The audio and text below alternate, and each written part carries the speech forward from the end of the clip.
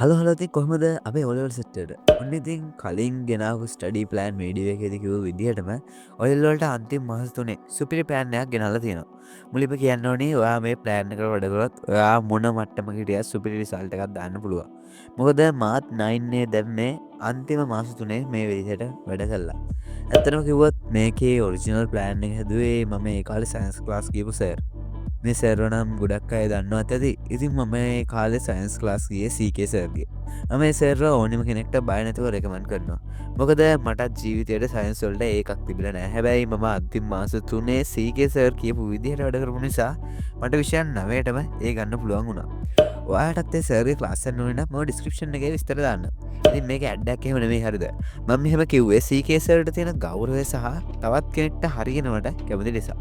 ඉතින් මේ ප්ලෑන් එකේ නම තමයි සන් ප්ලෑන් එක. ඉතින් වීඩියෝකට යන්න කලින් පුංචි මතක් කිරීමක් කරන්න තියෙනවා. ඔයා තාමත් මගේ YouTube channel එක subscribe කරලා නැත්නම් මේ දැම්ම subscribe කරන්න.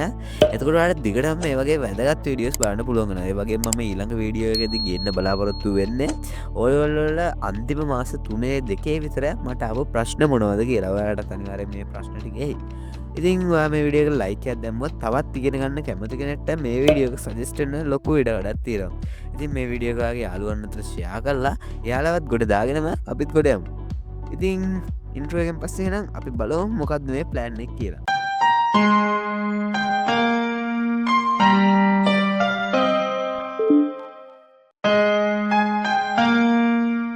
හරි. දැන් ඔයා කොච්චර පාඩම් කළාද? අච්චුකොට්ටේ කොච්චර හොඳට කියවද කියන දේ අදාළ නැහැ. ඔයා පාඩම් කරලා ඉවරයි නම් ගොඩක් හොඳයි. ඒත් ඔයාට පාඩම් කරලා ඉවර කරගන්න බැරි වුණා නම් දැන් නැති. දැන් අපිට පාඩම් කරන්න කාලයක් ඉතුරු වෙලා නැහැ. මම මේ කිව්වට බය වෙන්න එපා හරිද? මටත් සිලබස් එක පාඩම් කරලා ඉවර කරගන්න බැරි වුණා.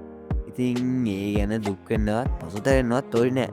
ඔයාලට දැන් කරන්න තියෙන හොඳම වැඩේ තමයි පේපර්ස් කරන එක.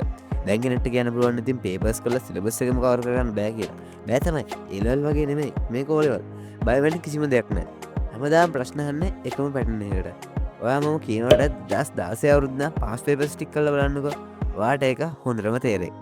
අනික ඔයා කිසිම දෙයක් පාඩම් කරන්න නැතුව පේපර්ස් කරනවා නම් ඒකත් ගොඩක් සාර්ථක ක්‍රමයක්. මොකද ඔයාට පුළුවන් එතකොට පොත බල බල පේපර්ස් කරන්න.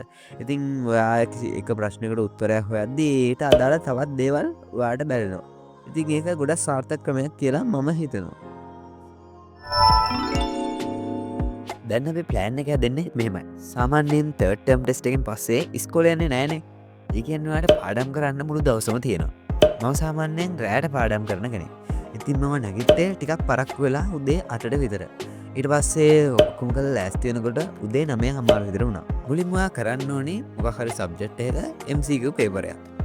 ඊට පස්සේ ඔයා ඒක කරාම විනාඩි 10ක බ්‍රේක් එකක් ගන්න. හැබැයි මේ බ්‍රේක් එකේ ෆෝන් එක නම් අතට ගන්න එපා.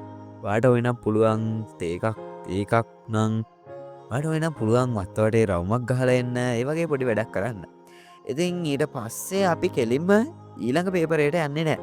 විනාඩි 5ක් අර කලින් කරපු පේපරේ ඉක්මනට බලා ගන්න. එන්නේ පොඩි රිමයින්ඩර් එකක් කරන්න. ඊට පස්සේ ඔයාලට පුළුවන් ඒකෙම සෙකන්ඩ් පේපර් එකට යන්න නැත්නම් වෙන සබ්ජෙක්ට් එකක MCQ පේපර් එකක් කරන්න. ඉතින් මම මේ ප්ලෑන් එකේ කියපු විදිහට ඔයා දවසට සබ්ජෙක්ට් 3ක් පාඩම් කරන්න. ඒ වගේම ඒ වීඩියෝ එක බලලා ඒ විදිහට ටයිම් ටේබල් එකකුත් අනිවාර්යයෙන්ම හදාගන්න. මොකද එතකොට ඔයාලට ඊළඟ මාසේ දවස් ටික හරියට මැනේජ් කරගන්න පුළුවන්. ඒ වීඩියෝ එක කියන විදිහටම ඔයා කරන ටාස්ක් ටික නම් දාන්න ඕනි වෙන එකක් නැහැ. මොකද ඔයා දැන් දිගටම කරන්න යන්නේ පේපර්ස් නිසා. ඉතින් මේ විදිහට ඔයා කරන වැඩ ටික අනිවාර්යයෙන්ම පොතක් අරන් ලියා ගන්න ඕනි. මුලින්ම වැඩේ කරන කාලපරාසය. හරිද?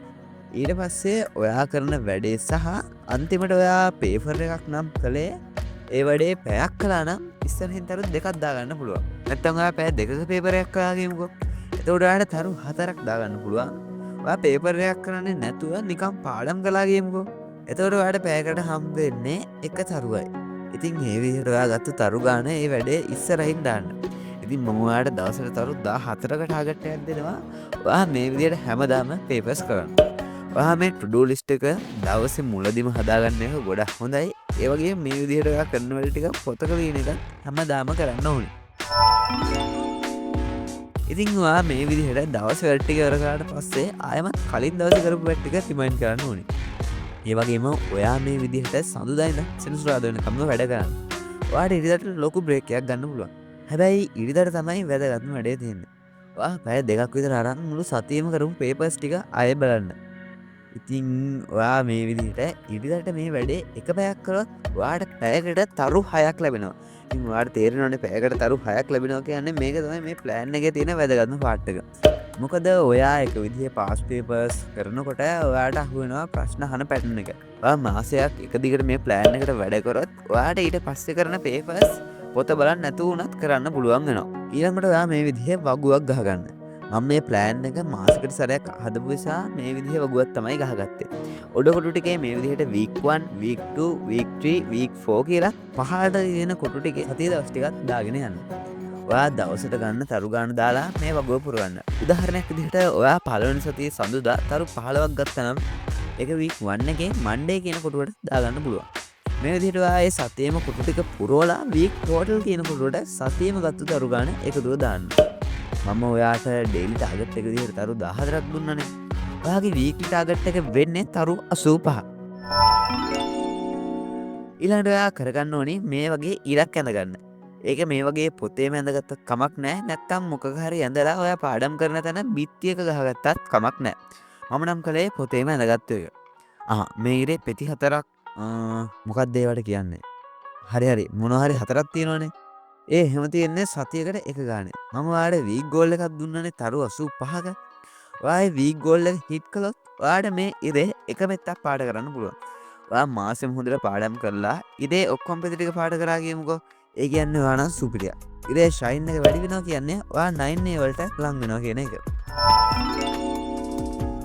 මම දැන් කියන්න යන්නේ මේ ප්ලෑන් එකට මම එකතු කරපු දේවල් ටික.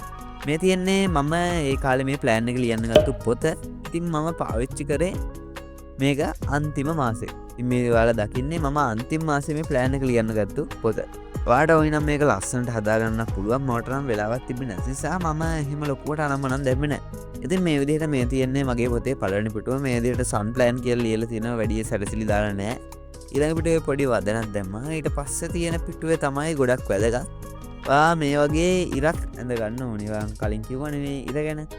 ඉතින් ඔයාලට පේනවා ඇති මේ ඉරෙත් පෙති 4යි තියෙන්නේ. ඔයාලට කැමති සති ගානකට ඒ ඉර ඇඳ ගන්න පුළුවන්. ඔයාලට ওই නම් මාස 2කට මේ ප්ලෑන් එක හදනවා නම් අවුලක් නැහැ. ඔයාලට අර වගුවයි ඉරයි සති 8කට ඇඳ ගන්න පුළුවන්. ඊළඟ පිටුවේ මම කියපු අර ස්ටාර් chart එක ගහගන්න. ඊට පස්සේ පිටුවේ මම මෙන්න මේ විදිහේ ස්ටඩි graph එකක් ගහගත්තා. ඉතින් මේකේ සිරස් අතට තියෙන්නේ මම ගත්තු තරු ගාන තමයි සිරස් අතට තියෙන්නේ. ඊට පස්සේ මේකේ තිරස් අතට තියෙන්නේ දවස් ගාන. ඉතින් මේ විදිහට මම පාඩම් කරපු දවස් ගාන මේ විදිහට ඒකේ දවසට ගත්තු තරු ගාන ඔයාලට මේ graph එකේ පේනවා ඇති. ඉතින් මේක කළාම බලන්න ඔයාලට ආසයි හිතෙනවා මේ graph එක පොඩ්ඩ උඩට යන්න. ඉතින් මේක නම් මේ පොතේ පිටු පොඩි නිසා ඔයාලට පේනවා ඇති මේ සමහර තැන්වල මේ graph එකෙන් පිට ගිහිල්ලා තියෙනවා. සමහරවිට පොතත් මදි වෙලා තියෙනවා මේ තරු ගාන දාන්න. ඉතින් ඊළඟ පිටුවේ මම දැම්මා ඕලෙවල් වලට කවුන්ට් ඩවුන් එකක්. ඉතින් ඔයාලට ඒකෙන් තේරුම් ගන්න පුළුවන් ඔයා කොච්චර එක්සෑම් එකට ලං වෙනවද කියලා. ඒක සමහර විට ඔයාලට මොටිවේෂන් එකක් වෙයි වැඩ කරන්න. ඉතින් ඊළඟ පිටුවේ ගහගත්තේ අර මම කලින් මෙන්න මේ වීඩියෝ එකේ කියපු අගුව කියන්නේ අර ටයිම් ටේබල් එක. ඊට පස්සේ පිටුවේ දැම්මා you can do it your target is 9s කියලා. ඔයාලට පේනවා ඇති මෙතන achieved කියලා තියෙනවා. ඒක මම ලිව්වේ result ආවට පස්සේ. ඉතින් මේක තමයි අපේ ප්ලෑන් එක. ඉතින් මේ විදිහට කරොත් අනිවාර්යෙන්ම ඔයාට සුපිරි රිසල්ට් එකක් දාන්න පුළුවන්. ඉතින් මම ප්‍රාර්ථනා කරනවා හැමෝටම හොඳට පාඩම් කරලා සුපිරි රිසල්ට් එකක් ගන්න ලැබෙන්න කියලා. ඔයා මොන මට්ටමක කෙනෙක් වුණත් එහෙනම් සුබ පතනවා හැමෝටම.